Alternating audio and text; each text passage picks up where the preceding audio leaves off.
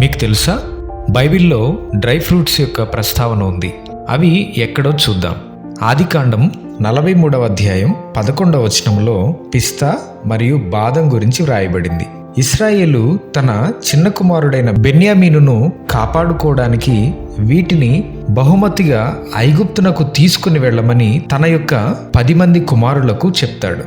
అలాగే సంఖ్యాకాండం 17వ అధ్యాయం 8వ వచనంలో అహరోను కర్ర బాదము పండ్లు కాసినట్లుగా లిఖించబడింది. మొదటి సమూయేలు 25వ అధ్యాయం 18వ వచనంలో అబీగయలు దావీదుకు కానుకగా అంజూరపు పండ్లను తెచ్చింది.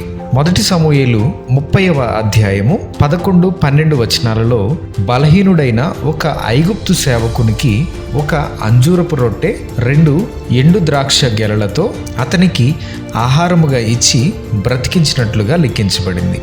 బైబిల్లో ఖర్జూర పండ్ల గురించి పేర్కొనకపోయినా ఖర్జూర పండ్ల నుండి వచ్చే తేనె గురించి ప్రస్తావించబడింది. అది 2వ దినవృత్తాంతాలు 31వ అధ్యాయము 5వ వచనంలో ఇశ్రాయేలు ప్రజలు తేనెను అర్పణగా తెచ్చారు. అది బహుశా ఖర్జూర రసం అయి ఉండవచ్చని బైబిల్ పండితుల యొక్క అభిప్రాయం. అలాగే నీతిమంతులు ఖర్జూర వృక్షము వలె వర్ధిల్లుతారని 92వ కీర్తన 12వ వచనంలో లిఖించబడింది. ప్రభువైన యేసు యెరూషలేములోనికి ప్రవేశించినప్పుడు అక్కడి ప్రజలు ఆయనకు స్వాగతం పలికేందుకు ఖర్జూరపు మట్టలతో వచ్చారు.